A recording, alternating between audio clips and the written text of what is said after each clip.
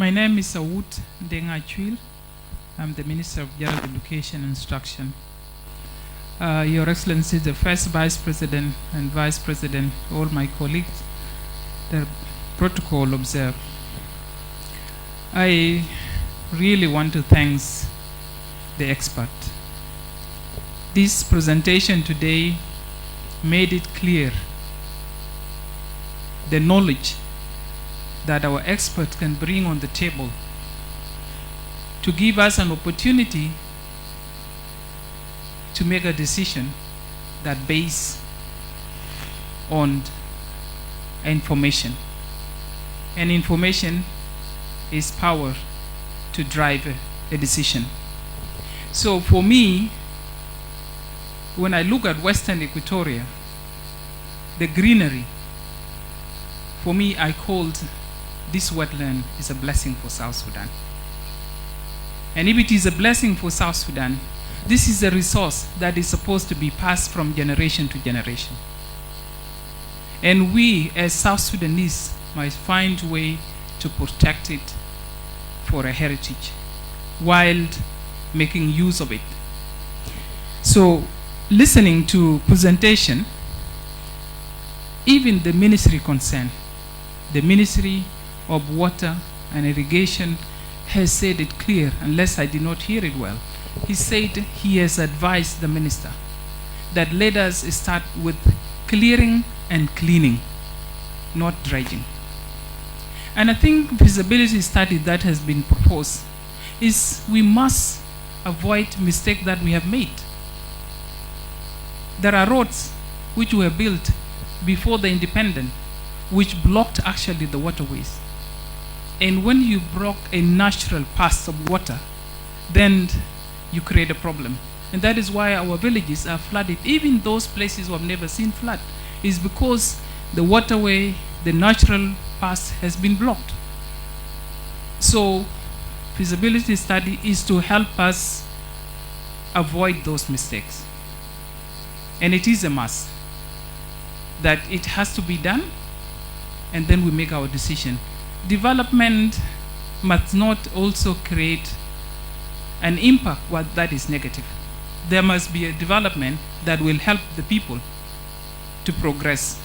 So I will say recommendation that has come from the experts, I think we need to listen carefully to this and see how best we can develop a roadmap in doing things step by step until we get to the right place.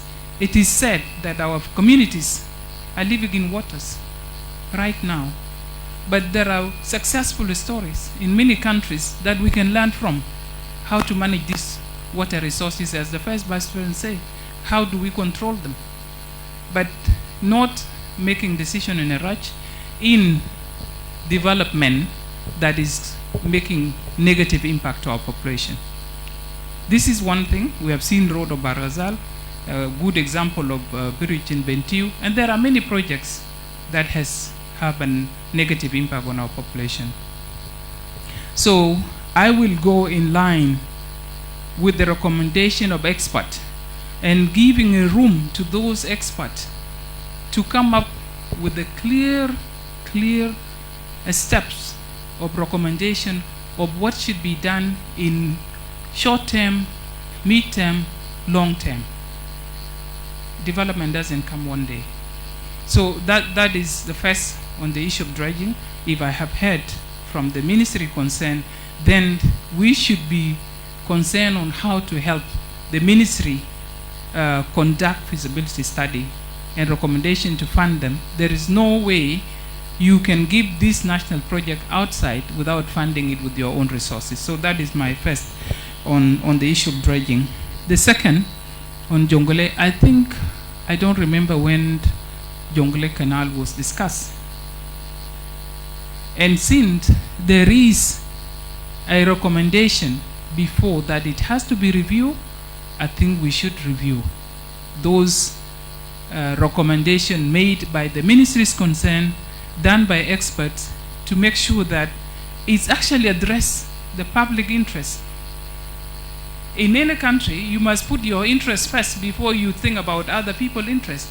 Yes, the Nile does not belong to us, but what is the interest of South Sudan in this water Nile?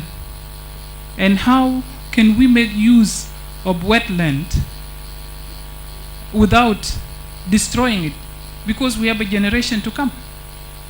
So I think the issue of Jonglei Canal need a comprehensive visibility study.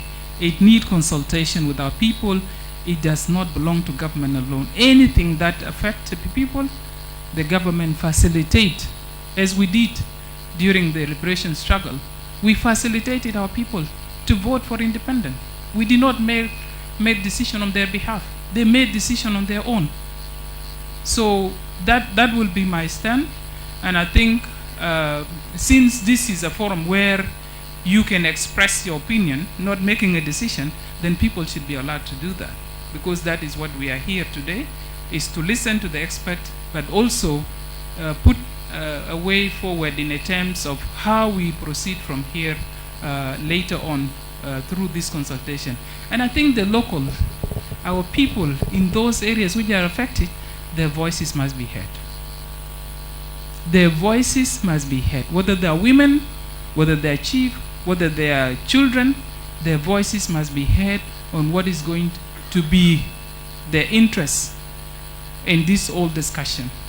So I beg to stop here, and I totally agree that legal instrument will help us also to participate with the region and with international community in those transboundary waterways. Otherwise, South Sudan interest first.